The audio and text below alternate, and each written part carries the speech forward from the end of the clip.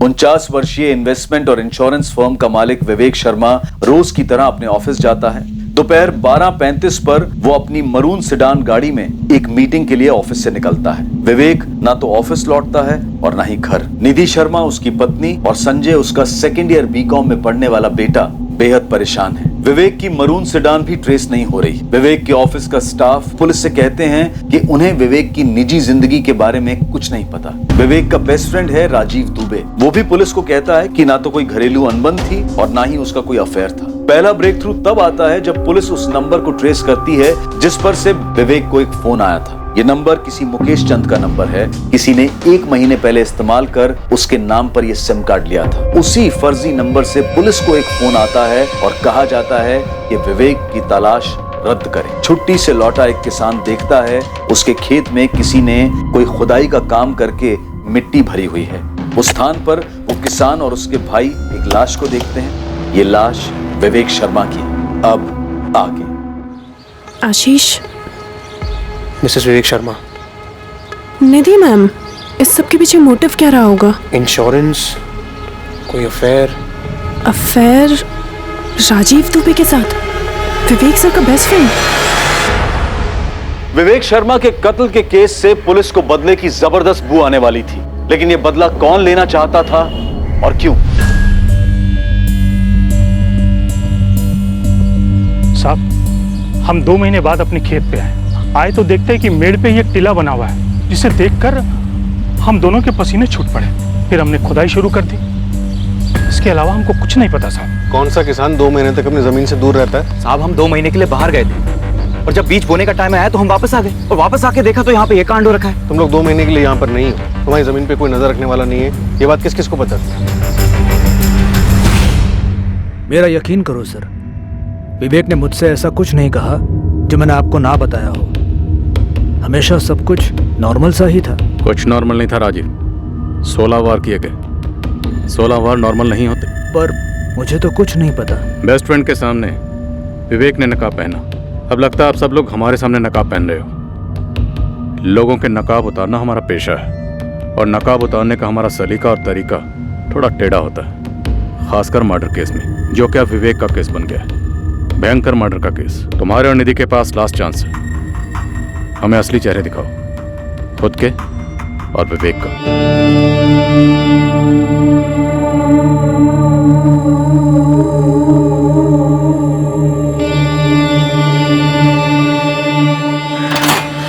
Police ने मुझे पूछताछ के लिए बुलाया है। बुलाया तो मुझे भी है। And I am sure Ragini और काजल को भी बुलाया होगा। मतलब हम चारों से अलग अलग बात कर रहे हैं? हाँ तो करने दो। हम जो जानते हैं, जो अभी तक कहते आए हैं, आगे भी वही कहेंगे। सर, वो 2 किसान भाई मुश्ताक और जावेद, दोनों का कहना है कि उन्हें कोई अंदाजा नहीं है कि उनकी जमीन का इस्तेमाल किसने किया विवेक को दफनाने के लिए। उनके आसपास किसी का विवेक से कोई कनेक्शन? दूर का ही सही। वही तो हैरत की बात है सर। पूरे गांव में क्वेश्चनिंग थी, लेकिन किसी ने विवेक का नाम तक नहीं सुना और किसी का इंश्योरेंस या इन्वेस्टमेंट से कोई लेना देना। 99.99% ये इनसाइड जॉब। ये मर्डर किसी अंदर वाले ने किया। अब ये अंदर वाला या तो घर में से कोई है या ऑफिस से।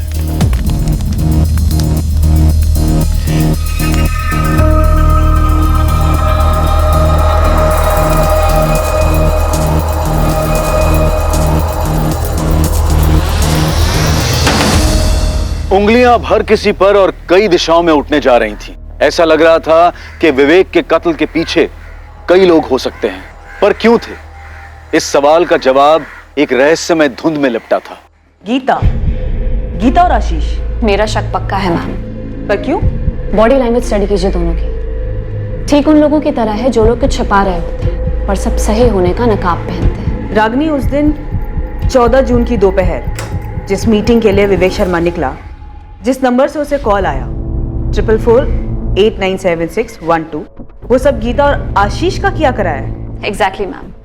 मुझे ऐसा लगता है कि ये सब उन दोनों की जोड़ तोड़ थी। निधि शर्मा, निधि विवेक शर्मा, और किस बेसिस पे इल्जाम लगा रहे हो तुम दोनों? सर, अभी तो सिर्फ शक है, कोई सबूत नहीं है हमारे पास। हाँ, तुम्हारे शक का बेसिस क्या है? जैसे जैसे विवेक सर का लौटना डिले होता गया, हमारा शक बढ़ता गया सर।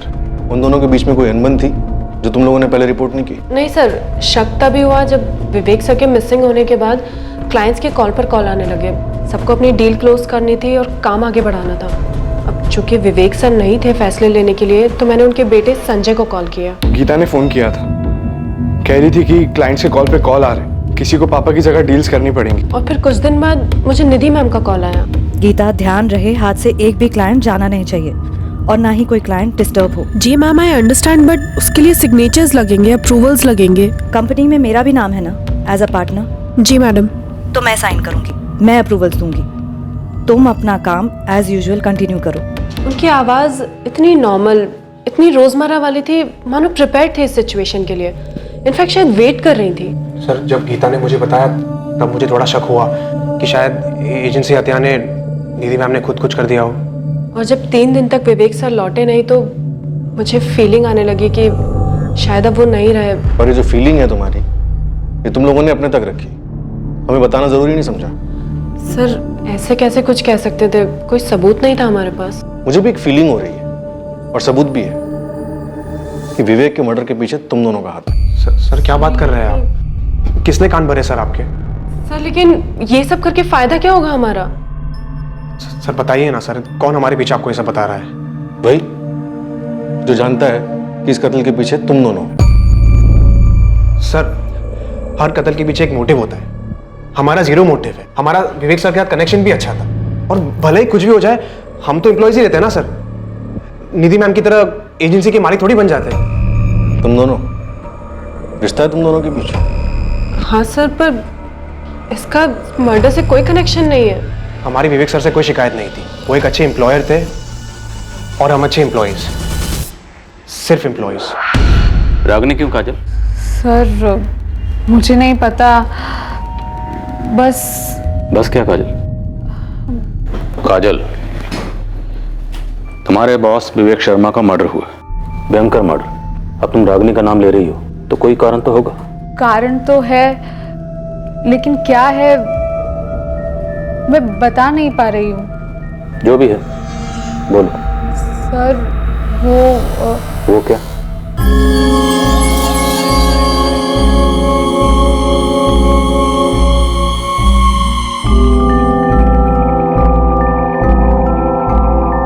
सर वो सब जानती है, मर्डर कैसे होता है, क्यों होता है, आप लोग आगे क्या करेंगे, सब जानती है वो। कैसे? कहने को तो कहती है कि क्राइम शोज देखकर सब पता चला है, लेकिन मुझे ऐसा लग रहा है कि वो इन्वॉल्व्ड है, इसीलिए वो गीता और आशीष के नाम भी ले रही है। तो तुम्हें लगता है कि वो गीता और आशीष का नाम लेकर खुद का जुर्म छुपा रही है? बॉडी लैंग्वेज ठीक उन लोगों की तरह है जो लोग कुछ छुपा रहे होते हैं पर सब सही होने का नकाब पहनते हैं। सबके सब गेम खेल रहे हैं। रागनी कह रही है गीता आशीष। गीता आशीष कह रहे हैं वाइफ निधि शर्मा। और काजल कह रही है कि रागनी मास्टरमाइंड है। सर, वो बच्चों की बर्थडे पार्टी में गेम्स नहीं होते, वो पासिंग पार्सल, म्यूजिकल चेयर्स, ये सब के सब ऐसे ही ड्रामा कर रहे हैं। सबके सब एक दूसरे को संदिग्ध बना रहे हैं, पर किसी का भी क्लियर मोटिव समझ में नहीं आ रहा है। जैसे ही विवेक की बॉडी मिली, मिसिंग से केस मर्डर का बना, सबके इक्वेशन बदल गए। सब ऑर्केस्ट्रा में होता है ना, कंडक्टर का इशारा होते ही पहला इंस्ट्रूमेंट बजाता है, फिर दूसरा, तीसरा, फिर सब मिलके। पर निमिता, सवाल ये है कि ऑर्केस्ट्रा कंडक्ट कौन कर रहा है?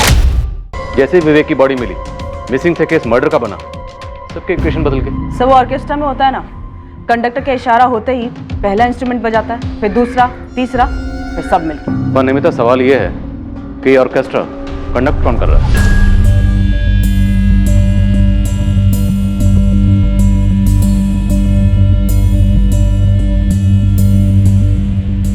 हमें इस केस का क्रैक 4448976112 इसी नंबर से मिलेगा। हाय, क्या हाल है? एक मंच तैयार किया गया। 1 महीने के टाइम में एक ऐसी पटकथा लिखी गई जिसमें विवेक शर्मा को फंसाया गया। और सवाल यह है कि विवेक शर्मा फंसा क्यों? उसकी ऐसी क्या मजबूरी थी या फिर ऐसी क्या कमजोरी थी जिसके बारे में हमें किसी ने कोई हिंट नहीं दिया। और अब देखिए सर, विवेक शर्मा का सारा स्टाफ एक दूसरे पर शक को पास कर रहा है, मानो कोई फुटबॉल का गेम चल रहा हो। मुझे लगता है नया पास जल्दी आने वाला है। अरे राशिद, लाइफ मजे लेकर जीने के लिए यार, वरना इंसान के जीने का क्या मतलब है बता? इंसान है ना, सिर्फ परफेक्ट होने का सपना देख सकता है, लेकिन वो कभी परफेक्ट नहीं होता। वो सही और गलत दोनों करता है। सही का पलड़ा भारी रहे, जैसे मेरा है दोस्त। इस तरह बातों से जस्टिफाई करने से जो गलत किया है वो सही नहीं बन जाता। तू जानता है तूने कुछ तो गलत किया है। गलत वो होता है जो किसी को हर्ट करे। अगर किसी को कुछ पता ही नहीं तो हर्ट होने का सवाल ही कहाँ उठता है। एक चीज होती है भाई, भरोसा, विश्वास, जो तुझ पर एक नहीं दो लोग करते हैं, निधि और संजय। और मैं तुझ पे भरोसा करता हूँ, इसलिए तुझे सब कुछ खुल के बताता हूँ। असली फ्रेंड मानता हूँ तुझे। मैं तेरी भाषा में बोलता हूँ, भरोसे का इन्वेस्टमेंट प्लान एक बार फेल हो गया ना तो दुनिया की कोई भी इंश्योरेंस उसे कवर नहीं कर सकती। ये पकड़े जाने का रिस्क मत ले यार, सेफ खेल। पकड़े जाने का रिस्क लिया तो उस रिस्क का डैमेज क्या होगा, कितना होगा, ये तेरी असेसमेंट के बाहर है विवेक। तू क्या, ये अंदाजा कोई नहीं लगा सकता।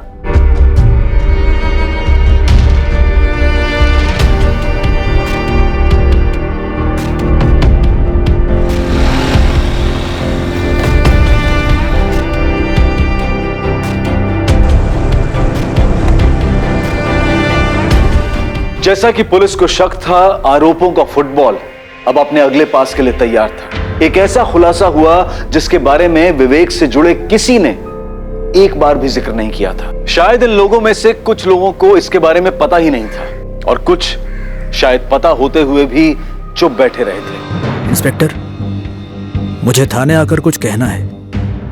विवेक की एक सीक्रेट थी। वो तो होना ही था। मैं बस इंतजार कर रहा था कि कब कोई सामने आकर इसका खुलासा करेगा। सर, जब वो गायब हुआ तब मुझे ऐसा नहीं लगा था कि उसकी सीक्रेट का उसके गायब होने के साथ कोई कनेक्शन होगा। अब ये केस विवेक के गायब होने का नहीं है, विवेक के मर्डर का है। विवेक अब लौटने वाला नहीं। अब तुम जो भी बोलोगे वो विवेक को दर्द नहीं देगा बल्कि उसे इंसाफ देगा।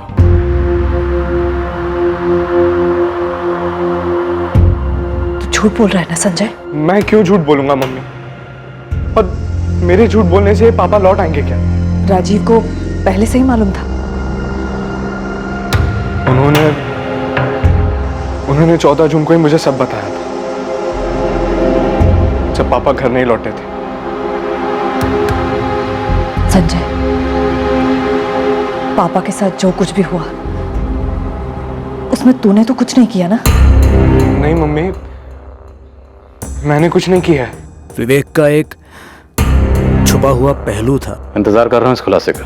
उसका ये सीक्रेट कोई नहीं जानता था। आप जानते थे लेकिन आप बोल रहे हैं। उसकी एक बहुत बड़ी कमजोरी थी, औरतें। हमारी सबसे पहली थ्योरी यही थी। कोई एक्सीडेंट नहीं, कोई फिरौती नहीं, कोई डिप्रेशन नहीं। बंदा ऑफिशियल मीटिंग के लिए निकलता है और गायब। मामला अफेयर का होना ही था। कौन थी वो औरत? सर, मैंने कहा उसकी कमजोरी थी औरतें, एक से ज्यादा। सर, कितनी थी मुझे नहीं मालूम। सबके बारे में नहीं मालूम होगा लेकिन कुछ के बारे में तो मालूम होगा। बताया होगा विवेक ने डिटेल में। क्लोज फ्रेंड था। नहीं सर, उसने किसी के नाम नहीं बताया, कोई डिटेल्स नहीं दी। लेकिन सर, वो हर वक्त किसी न किसी के साथ इन्वॉल्व रहता था। उसके ऑफिस में कोई थी? ये तीनों लड़कियां, गीता, रागनी और काजल, इनमें से किसी के साथ विवेक शर्मा का चक्कर रहा होगा। तो इनमें से किसी ने किया है? इनमें से किसी ने या इनमें से किसी की वजह से किसी ने। गोविंद तो किस तरफ इशारा कर रहा है? संजय, विवेक का बेटा। उसके सर्कल से मैंने पता किया है, काफी हद तक परेशान और दुखी रहा है वो काफी अरसे से। मुझे तो लगता है कि उसे अपने बाप के अफेयर का पता चला होगा। माँ के लिए बहुत बुरा लगा होगा, इतना बुरा लगा होगा कि उसने अपने ही बाप को खत्म कर दिया। मैडम, ये पूरा कांड घर के अंदर से ही रचा गया होगा।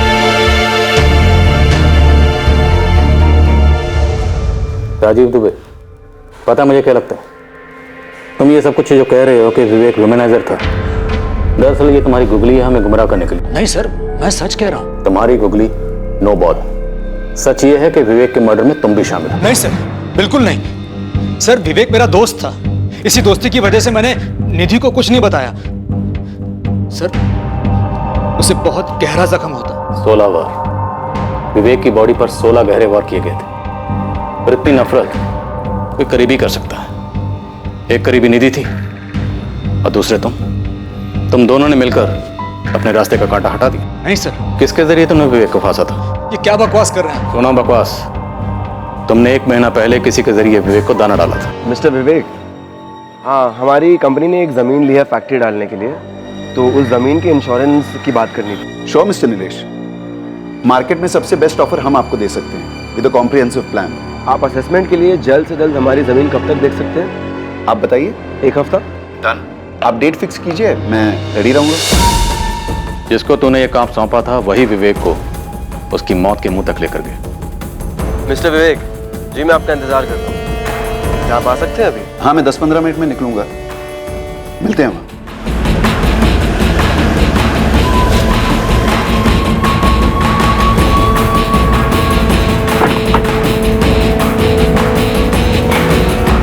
ज़मीन होशंगाबाद में आने के लिए बहुत बहुत शुक्रिया।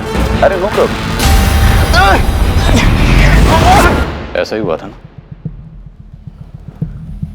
अब ये बताओ, ये काम तुमने अकेले ने किया या ये कोई जॉइंट वेंचर था तुम्हारे और निधि शर्मा के बीच? राजीव दुबे, हम इंतजार कर रहे हैं, बोलो। मैंने समझाया था उसे, ये औरतों वाला मामला एक दिन बुरी तरह फंसा देगा।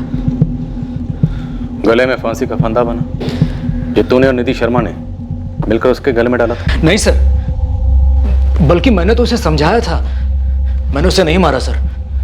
और मुझे पूरा विश्वास है निधि भी ऐसा कुछ नहीं कर सकती सर। क्यों नहीं कर सकती? उसका पति जमाने भर की औरतों के साथ रिश्ते बना रहा था। क्योंकि उसे तो कुछ पता ही नहीं था, और विवेक खुद मुझे ये सब नहीं बताता तो नकाब के पीछे का उसका असली चेहरा आज तक कोई नहीं देख पाता। विवेक को क्यों फंसाया गया, कैसे उसे अपनी मौत की तरफ ले जाया गया, और इस कत्ल का मोटिव अब धीरे धीरे उभरने लगा। ये मोटिव, ये मकसद था विवेक की व्यभिचारी फितरत। पर विवेक के एक वुमनाइजर होने की बात सिर्फ अब जाकर दुनिया के सामने आई थी। इस बात का आभास हो रहा था कि विवेक के लिए जाल बिछाया गया था, लेकिन किसने बिछाया था इस पर अभी रोशनी पड़नी बाकी थी। मर्डर को अंजाम देने के 1 महीने पहले इसकी प्लानिंग की गई थी। विवेक शर्मा को मार डालने की यह प्लानिंग सटीक थी, बारीकी से की गई थी।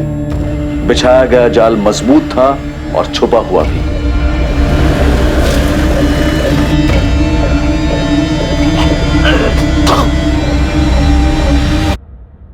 ये गर्लफ्रेंड्स वगैरह के बारे में मुझे तब पता चला जब राजीव अंकल ने मुझे सब बताया। क्या तुम्हें पता था कि तुम्हारी मम्मी और राजीव तुम्हारे पापा को मारने वाले थे? मम्मी को तो पापा के बारे में आज सुबह से पहले पता भी नहीं था। मुझे यकीन नहीं होता। मुझे भी राजीव अंकल की बात पे यकीन नहीं होता सर। मुझे भी यकीन नहीं होता कि मेरे पापा अब नहीं रहे। मुझे नहीं लगता कि कोई ऐसा था जो मेरे पापा का मर्डर करना चाहता था। मुझे नहीं लगता कि मेरे पापा किसी का बुरा करते, जानबूझ के किसी को हर्ट करते सर। और अगर किया भी था तो क्या मेरे पापा को मारना जरूरी था सर? किसने किया सर? मुझे जानना है कि मेरे पापा के साथ ऐसा किसने किया। कौन थी वो लड़की? क्या नाम है उसका? कोई एक लड़की नहीं थी, मेरा शक है ऑफिस में से कोई है। गीता, रागिनी, काजल, या उससे पहले भी कोई और? मुझे पता होता तो मैं बताता ना। राजीव, तुम्हें पहले से पता था कि उसका अफेयर चल रहा है, लेकिन तुमने मुझे नहीं बताया। मैं कैसे बताता? मुझ पे भरोसा करके उसने मुझे बताया। मैं तुमसे कहता तो तुम दोनों की शादी टूट जाती। अभी भी तो टूटी ना राजीव, अब तो सब टूट गया। मैंने कितनी बार समझाने की कोशिश की, वो मानता ही नहीं था। क्यों? क्या कहता था? गलत तब होता है जब किसी को पता हो गलत हुआ है। वो मेरी बात सुनता ही नहीं था। मेरी सुनता? अगर तुमने बताया होता तो।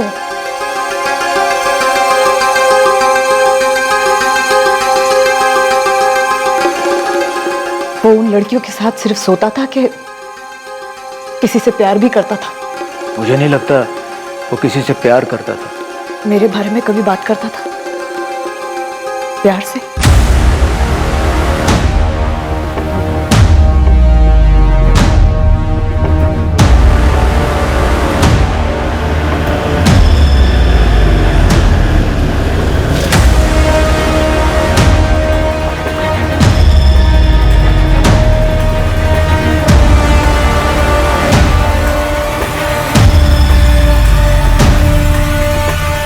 गाड़ी मिल गई है सर, विवेक शर्मा की, MPCX I407X। हबीबगंज में मिली? हाँ सर, कई दिनों से रोड साइड पार्क थी।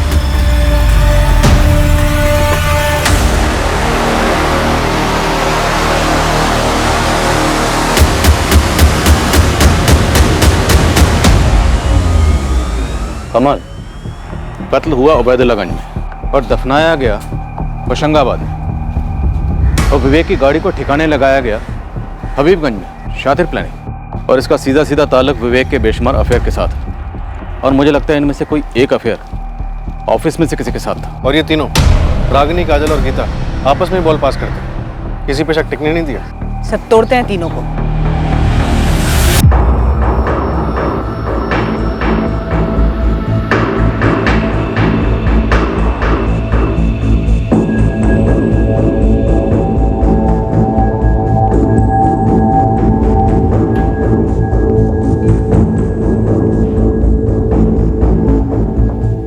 यार कार तो एक ना एक दिन सामने आनी थी ना, हमारी बात हुई थी इस बारे में। एक पूरी की पूरी गाड़ी को तुम ऐसे ही गायब नहीं कर सकते हो, ठीक है? लेकिन लाश मिलने की बात नहीं हुई थी, समझा करो यार, सब बिखर रहा है। देखो, इस बारे में भी हमारी बात हो चुकी थी। मैंने पहले ही काफी बार कहा था कि ये सारी की सारी बातें एक न एक दिन सामने जरूर आएंगी। खैर, अब सब इस पर निर्भर करता है कि वो कब तक पुलिस को घुमाती है। बस बिखरनी नहीं चाहिए।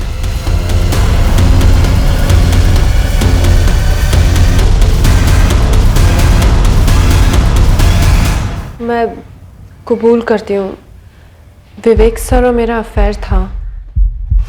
गीता, और कोई चॉइस है भी नहीं तुम्हारे पास। लेकिन वो 3 साल पहले था।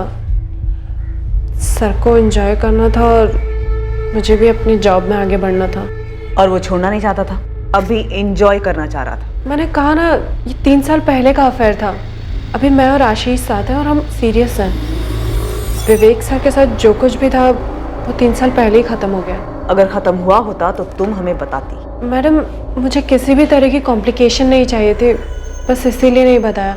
नोट कर लो, तो यही बात रागिनी बोलने वाली है। मुझे मालूम था गीता का अफेयर था विवेक सर के साथ, इसलिए मैंने कहा था कि उसने और आशीष ने मिलकर कोई प्लानिंग की। और तुम्हारा कुछ नहीं था तुम्हारे विवेक सर के साथ? नहीं सर, मैं इतनी बेवकूफ़ नहीं हूँ कि ऑफिस में बॉस के साथ रोमांस करूँ। हाँ, पर उन्होंने ट्राई जरूर किया था। रागिनी,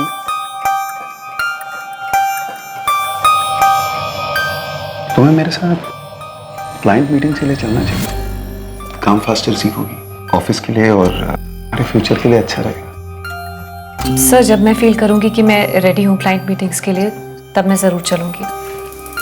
एक क्लाइंट के साथ लंच मीटिंग है आज। Thank you sir, but no sir, मैं इस वक्त कंफर्टेबल फील नहीं कर रही हूँ, प्लीज़।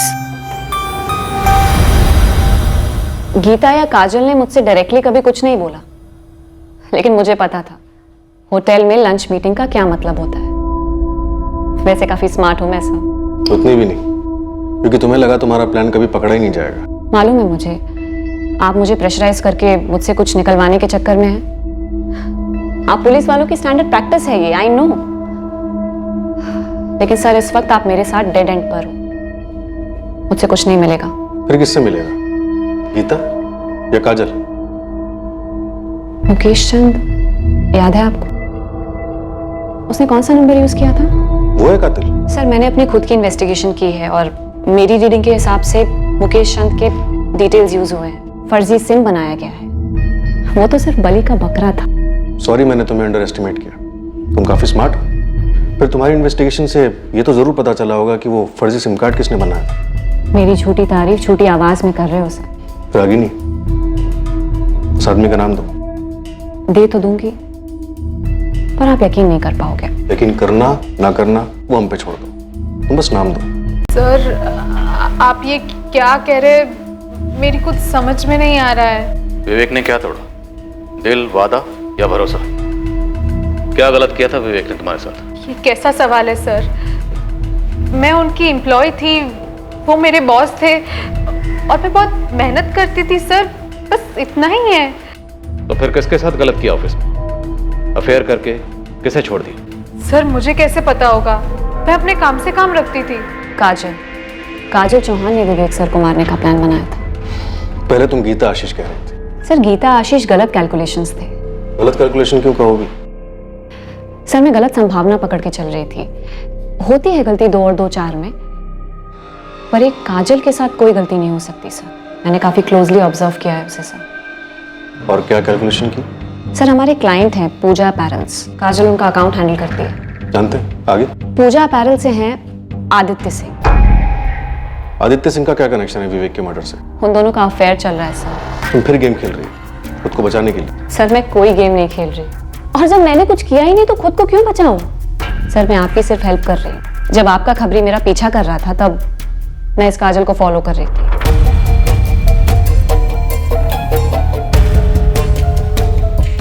वो ऑफिस मीटिंग्स के अलावा बाहर मिलते हैं। विवेक सर के गायब होने के बाद रोज मिल रहे थे और दोनों काफी नर्वस लग रहे थे। इस काजल का बड़ा भोला भाला चेहरा है सर, लेकिन आप उसके चेहरे पर मत जाइए, वो सिर्फ एक नकाब है।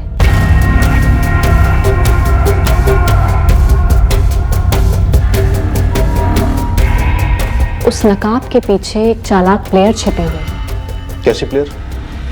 Game of love sir. वो विवेक सर के साथ भी अक्सर बाहर जाती थी, कहने को मीटिंग्स, पर असलियत तो सिर्फ वो दोनों जाने। काजल चलो जल्दी, हम लेट हो रहे हैं। और वो मुकेश चंद वाली बात? वो बस मेरा डिडक्शन था। पहले मुकेश चंद के नाम पे फर्जी सिम, फिर विवेक सर को फंसाया जाता है, फिर मारा जाता है, फिर दफनाया जाता है, और फिर उनकी कार को किसी रोड पे पार्क कर दिया जाता है। पर आप लोगों को पता लगाने में इतना समय लगा। सर इंग्लिश में इसे एंट्रैपमेंट कहते हैं। काफी जानकारी रखती हो तुम परफेक्ट क्राइम के बारे में। बचपन से सर मैं फैन रही हूँ क्राइम शोज की और क्राइम नॉवेल्स की। पिछले 8 साल से क्राइम पेट्रोल देख रही हूँ और हर बार एक ही बात सामने आई है, जिस पर पुलिस का कम से कम शक होता है ना सर, वही होता है किलर।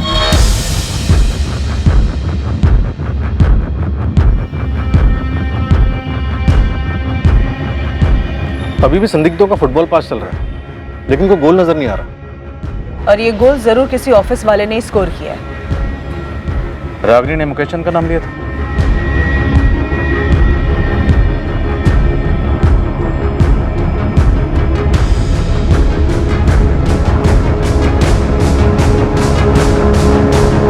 वो तो ऑफिस में सबका नाम लेती रहती है, गोल गोल बातें करती है। अजीब कैरेक्टर है उसका। यस सर, मुझे भी थोड़ी ऑफ लगती है वो। राजीव दुबे, अगर राजीव दुबे ने ये औरतों वाली बात का खुलासा शुरुआत में किया होता तो हमारी थ्योरी क्या बनती?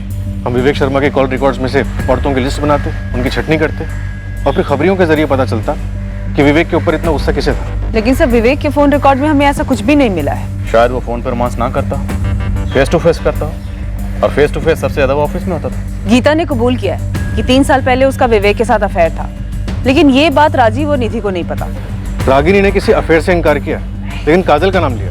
तो काजल हो सकती है? अगर है तो फिर काफी शातिर दिमाग की, इतनी शातिर कि विवेक को फंसाकर उसकी मौत के मुंह तक ले गए। सर मेरी काजल पे ये इन्फॉर्मेशन है कि वो यहाँ अकेली रहती है। ओरिजिनली वो जबलपुर से है और उसका कोई बॉयफ्रेंड नहीं है। सिम कार्ड खरीदा गया हबीबगंज से, विवेक की कार लवारिस मिली हबीबगंज, तो हो सकता है कातिल का कोई कनेक्शन हबीबगंज से हो। वैसे इस रागिनी ने इंटरोगेशन के दौरान एकदम से मुकेश चंद का नाम लिया। तो हबीबगंज में रहने वाले मुकेश चंद के किसी करीबी ने चुपके से मुकेश चंद के डॉक्यूमेंट्स को एक्सेस किया, फर्जी सिम कार्ड खरीदा जो ऑपरेशन में इस्तेमाल हुआ। तो मुकेश चंद का कोई करीबी इस कत्ल की साजिश का हिस्सा हो सकता है, या शायद खुद कातिल। और इस मुकेश चंद की जानकारी में थी इस केस को खोलने की चाबी। जरूरी डॉक्यूमेंट्स की फोटोकॉपीज हम अक्सर मिटाते नहीं हैं, जबकि उनका गलत इस्तेमाल होने का खतरा बना रहता है। अक्सर हमें पता तक नहीं होता कि हमारे सर्कल में वो कौन बंदा या बंदी है जिसने हमारी आइडेंटिटी डॉक्यूमेंट्स की कॉपी ली किसी काम से और किसी और ही जगह इस्तेमाल की। फिर से कह रहा हूं, मुझे नहीं मालूम मेरे कागजात का किसने गलत इस्तेमाल किया है। मुकेश चंद कुछ तो याद करो, तुमने अपने कागजात कहां दिए थे, किसे दिए थे? राजीव दुबे, इसे जानते हो? नहीं। संजय शर्मा? नहीं। निधि शर्मा? नहीं। रागिनी, काजल, गीता में से किसी को? नहीं सर, मैं इन लोगों को नहीं जानता, किसी को भी नहीं। आशीष? नहीं सर। मुकेश चंद, इनमें से किसी को भी नहीं जानते?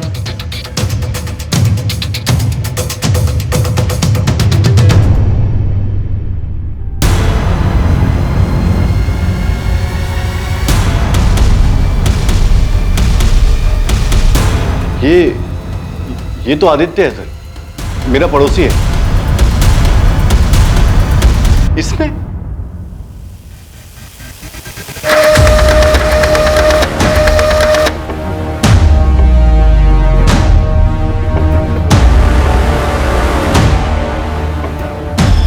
सर, इस रागिनी ने तुक्के में मुकेश चंद का नाम उछाला था और हमने कैच कर लिया। इस आदित्य कोई पार्टनर, कोई साथीदार? सर, एक नाम है नीलेश कुमार। लिस्ट में से कॉल्स कई बार आते जाते रहे। इतना ही नहीं सर, कत्ल वाले दिन दोनों की फोन लोकेशंस उस फर्जी सिम कार्ड वाले फोन से मैच हुई।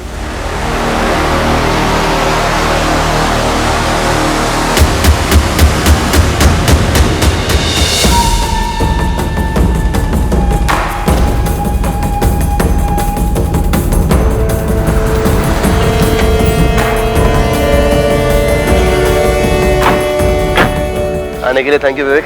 अरे कोई नहीं।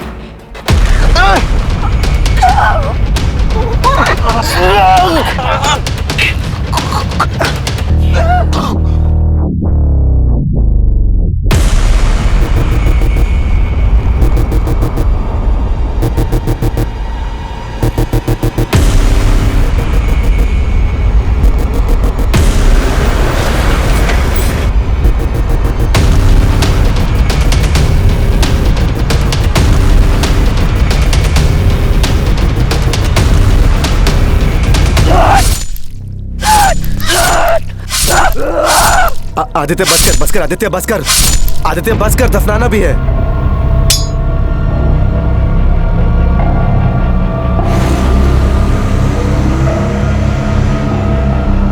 मिला क्या? इसमें कुछ भी नहीं है यार। अरे देख उसके पर्सनल फोल्डर्स में देख, यहाँ पे भी नहीं है। अरे होगा अंदर, देख अच्छे से छान कर।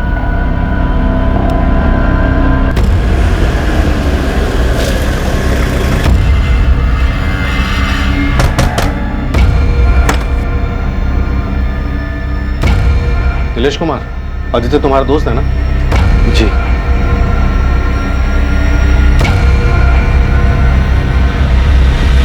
आओ आदित्य, बैठो। क्यों लाया गया मुझे यहाँ? बैठो। पहले बताओ। ओए, बैठ। अरे सर, आप पूछिए ना जो पूछना है। चल बैठ। बैठ।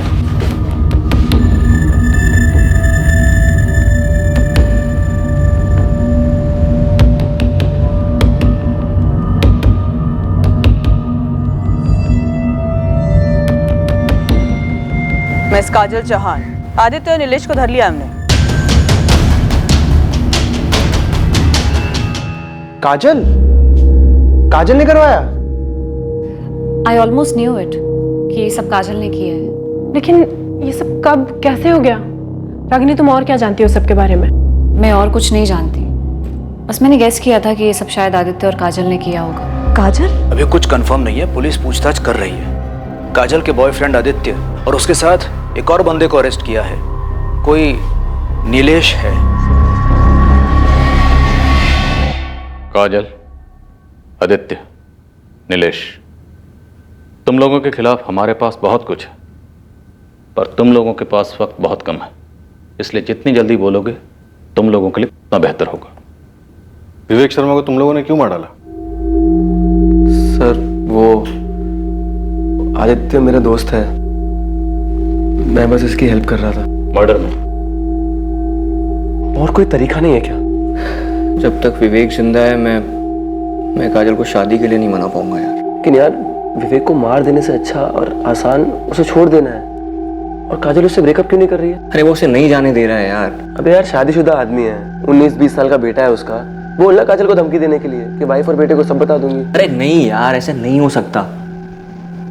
वो डरती है, उसे डर है कि विवेक उसे बर्बाद कर देगा।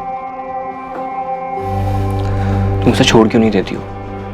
मैं हमेशा तुम्हें खुश रखूंगा, आई प्रॉमिस। नहीं आदि, मैं चाहती हूँ अभी ये नहीं कर सकती। This is not possible. तुम पूरी तरीके से उसकी मुट्ठी में क्यों हो काजल? वाई? क्योंकि वो है ऐसा, खतरनाक है वो। सबके सामने एक चेहरा है और पीछे कुछ और। मैं जब उससे पहली बार मिली थी मुझे उसका ये चेहरा दिखा ही नहीं, सिर्फ ये गुडी गुडी मास्क। मेरे पेरेंट्स बीमार हैं, मेरे साथ रहते हैं, उनकी देखभाल में काफ़ी खर्चे थे। मेरे लिए वो जॉब दुनिया की सबसे इम्पोर्टेंट चीज़ थी और विवेक मुझे सब कुछ ऑफर कर रहा था, सब कुछ।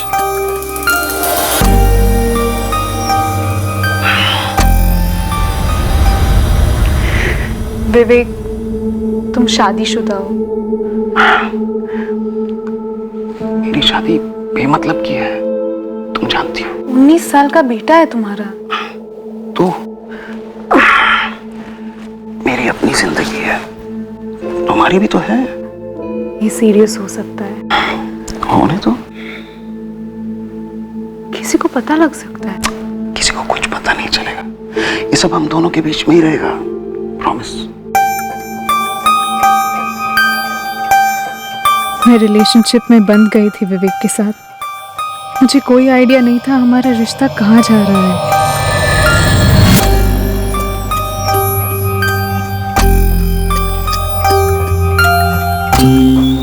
या कम इन। हम आए दिन सेक्स के लिए मिलते और वो मेरी काफ़ी अच्छी तरीके से हेल्प कर रहा था। प्रमोशंस, इंक्रीमेंट्स, बोनस, ऊपर से गिफ्ट्स। लेकिन हमारा रिश्ता उसके आगे कहीं जा ही नहीं रहा था।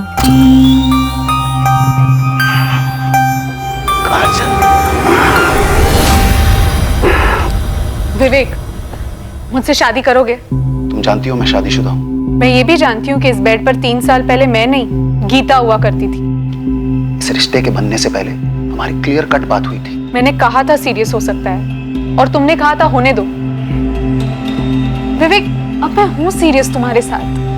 मैं तुम्हारे साथ पूरी लाइफ शेयर करना चाहती हूँ, सिर्फ 1 घंटे के लिए नहीं।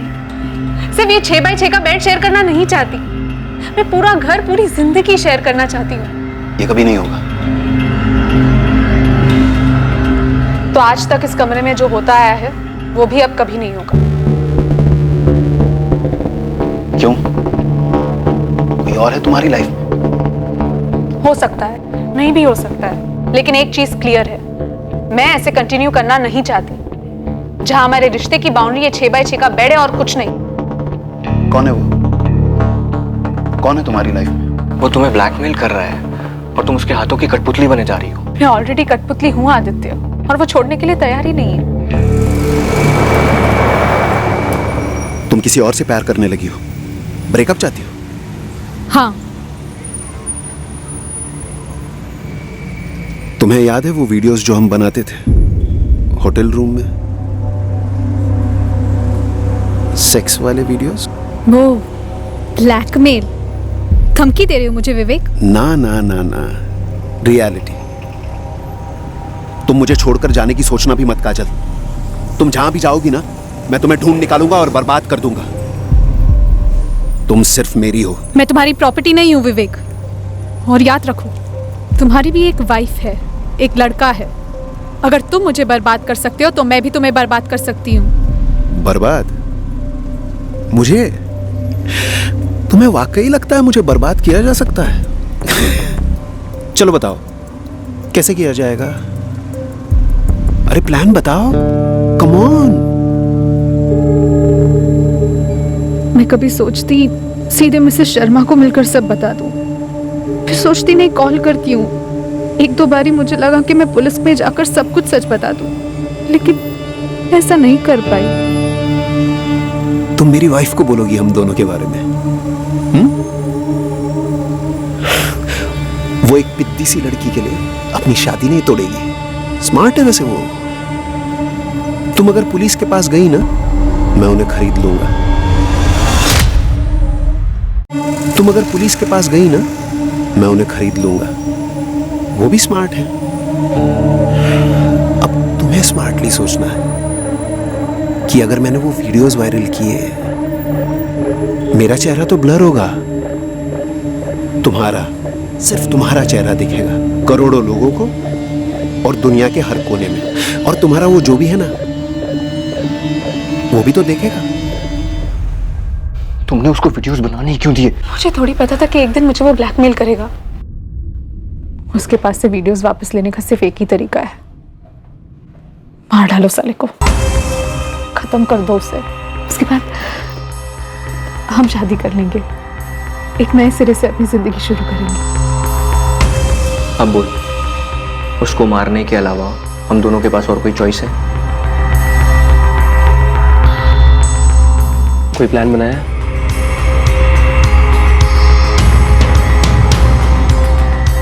सबसे पहले हमें विवेक को फंसाना होगा।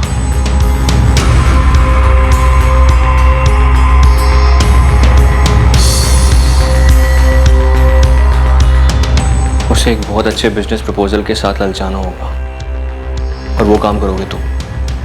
और एक बार वो पूरी तरीके से इस प्रोजेक्ट में घुस गया, मार देंगे। वो खेत जहाँ पे तुमने विवेक को दफनाया, कैसे हाथ लगा तुम्हारे? सर वो मैंने दिलवाया था। विवेक के मोबाइल पर वो वीडियोस मिले तुम लोगों को?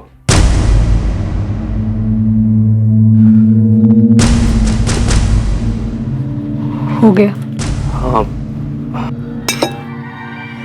लेकिन काजल, क्या? तुम दोनों की क्लिप्स नहीं थी उसके फोन में। सिम निकाल दिया इसमें से, मैंने एक बार चेक कर लो। ये कैसे हो सकता है? उसने कहा था उसी के पास है क्लिप्स। हो सकता है उसने कहीं और सेव कर दी और इसमें से डिलीट कर दी हो।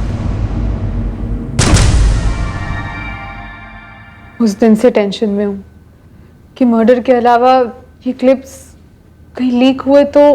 काजल, तुम्हें विवेक की पत्नी से बात करनी चाहिए थी, या फिर पुलिस की मदद लेनी चाहिए थी। समझदारी से तर्क पे तर्क नहीं कर पाई उस समय में, और उसने भी तो इतना बड़ा रिस्क लिया था। शादीशुदा होने के बावजूद मुझे ब्लैकमेल कर रहा था। मैं जिद नहीं कर रही थी शादी के लिए, बस उसके चंगुल से बाहर निकलकर आजाद होना चाहती थी, लेकिन वो छोड़ ही नहीं रहा था। माना विवेक ने तुम्हारे साथ जो किया वो गलत था, लेकिन उस गलत को सही करने के लिए तुम लोगों ने जो तरीका ढूंढा वो भी गलत था। एक ऐसा तरीका जिससे किसी का भला नहीं हो, ना तुम्हारा, ना तुम्हारा, और नीलेश, ना तुम्हारा। अब समझदारी से तर्क वितर्क करने का तो वक्त है नहीं। अब तुम लोगों ने जो किया है उस पर विचार करने का काफी वक्त मिलेगा।